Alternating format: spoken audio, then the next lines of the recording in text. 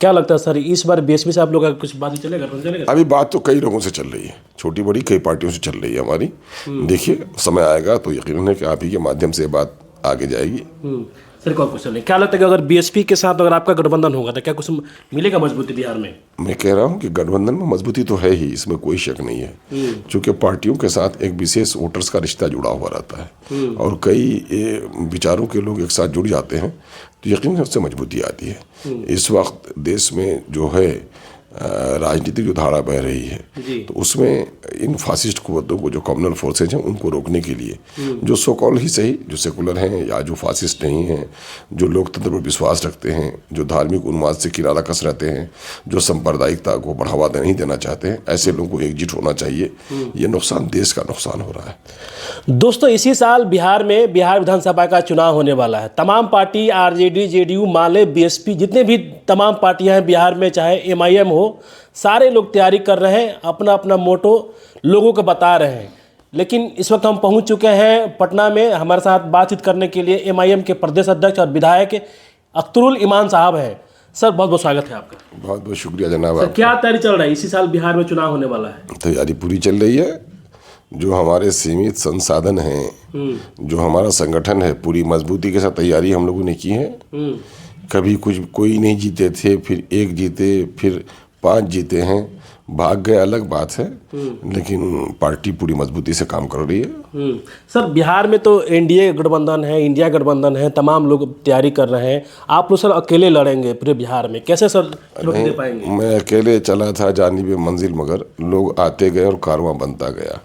लोग आएंगे, कारवां बनेगा। हमारा भी ज़रा समय रखिए, अभी इलेक्शन में देर है और बिहार की जो राजनीतिक परिस्थिति रही है हमेशा से, तो चुनाव पूर्व ही सही तौर पर गठबंधन बनता है। हम गठबंधन के लिए प्रयासरत हैं। हमारा भी गठबंधन आपके सामने आएगा। सर, बिहार में नीतीश कुमार मुख्यमंत्री हैं, कहते हैं क्या कि सुशासन की सरकार है, लेकिन सर जिस तरह से पूरे बिहार में दलित और मुस्लिम पर जिस तरह सर अत्याचार शोषण हो रहा है, कैसे देखते हैं सर इसको? यकीनन है झूठे शब्द हैं। न सुशासन की सरकार है, न न्याय के साथ विकास की सरकार है। ये शब्दों के महाजाल हैं। जितना लूट और खसोट नीतीश कुमार के राज में हुआ है जी, और समाज में टुकड़ा टुकड़ा करने का जिस तरह से इसने कोशिश की है, यकीनन है कि वो निंदनीय है। मुसलमानों के मामले में एक बात बता दूं कि भले ही कत्ले आम न हुआ हो, लेकिन जितनी भी घटनाएं बिहार में घटी हैं उसमें मुसलमानों का ही नुकसान हुआ है। कहीं दाढ़ी के नाम पर, कहीं टोपी के नाम पर, कहीं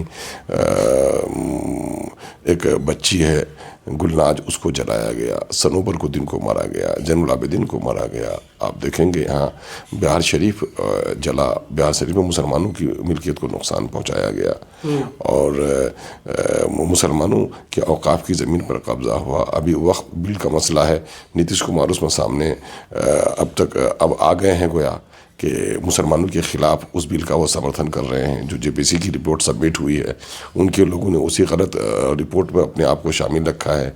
एनआरसी का जो कानून बना है वो मुसलमानों के ख़िलाफ़, उसमें भी इन्होंने सरकार का साथ दिया है। तलाक बिल में इसने साथ दिया है। तो नीतीश कुमार कहीं भी मुसलमानों के हितैषी नहीं रहे हैं। ये और बात है कि उनको बार्गेन करने के लिए उसने एक अलग छवि बना के रखी है ताकि अलटने पलटने में ताकि उसको आसानी हो, ताकि वो अपने आप को थोड़ा सेकुलर बना के रखते हैं कि कहीं मौका मिला तो राजद को भी साथ ले लिया, थोड़ा कॉमनल बन के रहते हैं कि फिर बीजेपी को भी साथ ले लें। वो बड़ी चतुराई के साथ उसने राजनीति की है और यकीनन है कि इससे मुसलमानों का और दलितों का बड़ा नुकसान हुआ है। आप लोगों को पता है कि नहीं है, बिहार सरकार की जाति आधारित जो रिपोर्ट आई है वो रिपोर्ट खुद इनके मुंह पर तमाचा है जी। मुसलमानों को 1,95,000 नौकरी से वंचित रखा गया है और दलितों को, खासकर एससी को 1,10,000 नौकरी से वंचित रखा गया है। तो कहाँ से हुआ इंसाफ, कहाँ से हुआ?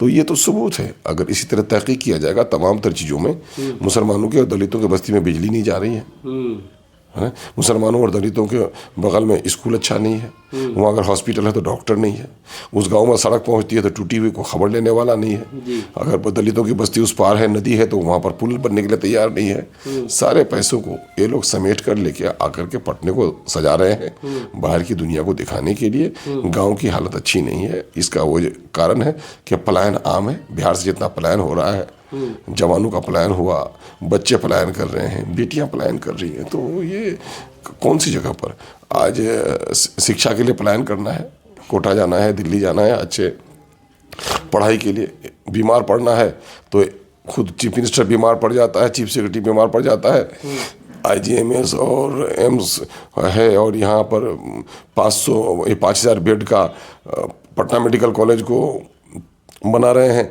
कोई एक हॉस्पिटल नहीं जो इनका इलाज हो सके, प्राइवेट में जाकर इलाज करा रहे हैं। तो इलाज के लिए भी प्लान हो रहा है, रोजगार के लिए भी प्लान हो रहा है, पढ़ाई के लिए भी प्लान हो रहा है। तो क्या किया बिहार का लोगों ने, खाक किया क्या? सर इस बार क्या लगता है कि जो चुनाव में क्या दलित समाज मुस्लिम समाज सर एक साथ आएगा मजबूती के साथ? देखिए, एक बड़ी दिक्कत की बात यह हो गई है कि धार्मिक उन्माद इस तरह फैल गया है कि लोग सच्चाई को भुला दिया है। होना ये चाहिए था, हालांकि लोगों में समझ बढ़ी है। जो 400 पार का सपना था, भाजपा का चकनाचूर हुआ है, उसको अपनी औकात याद आई है।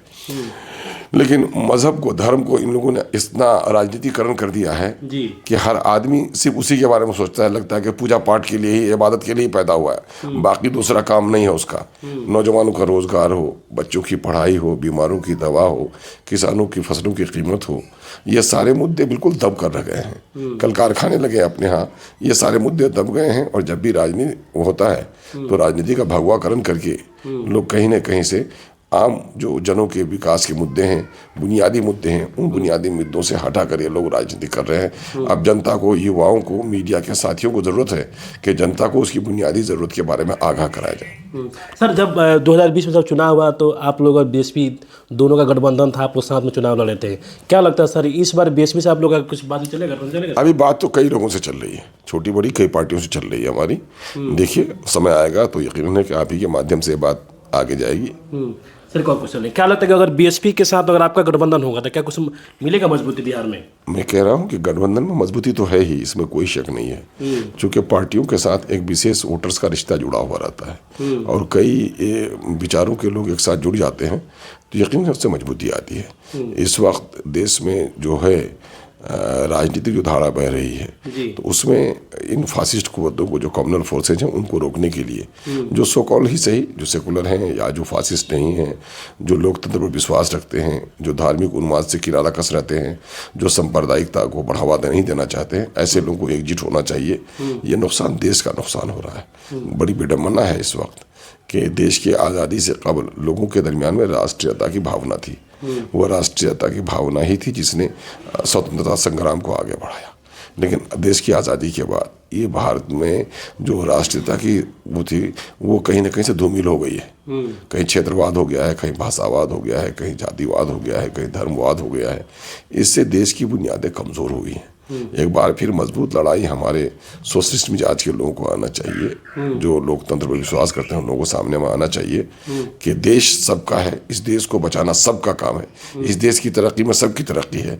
इसलिए राष्ट्रीयता की वो दबी हुई भावना को एक मुद्दा फिर से जगाने की जरूरत है। बहुत बहुत धन्यवाद हमारे साथ बातचीत करने के लिए। MIM के प्रदेश अध्यक्ष और बिहार के बड़े नेता हैं, विधायक भी हैं। हमने इनसे बात किया कि इसी साल बिहार में चुनाव होने वाला है। हमने इनसे बात किया कि आपकी तैयारी क्या चल रही है, तो इन्होंने तमाम अपनी बातें रखी। इनको बातों को आप कैसे देखते हैं, जरूर कमेंट। बहुत बहुत धन्यवाद। जय भीम।